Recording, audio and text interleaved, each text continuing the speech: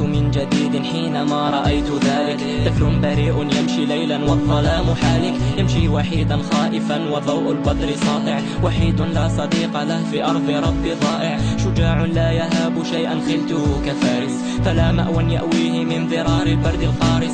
طفل يغطي جسمه بعض من القماش، أحلامه تبخرت مصيرها التلاشي. اليوم بارد والليل دامس ظلامه، والطفل شارد وقد تمزقت آلامه. صغير في نظير العمر عقله كبير، فأين من يحميه أو من البلوى يجير؟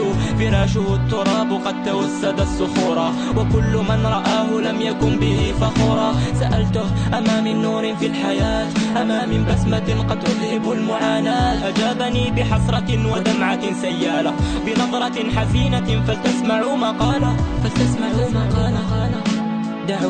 دعوني أحكي ما ببالي، أحكي ولا أظن أن منكم من يبالي، أحكي ولا أسيء في كلامي، بريء لكن لا يرى غير الظلام.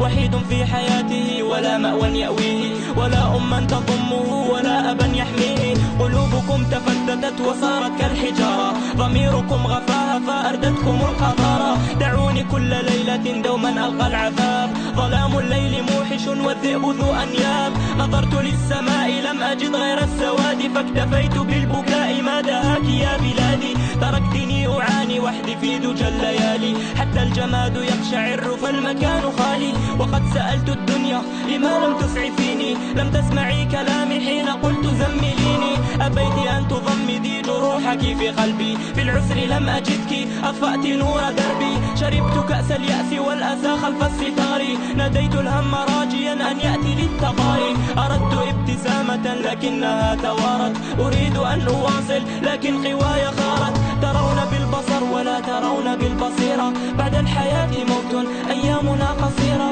تركتموني وحدي من فضلكم ذروني، وواصلوا حياتكم ببسمة من دوني.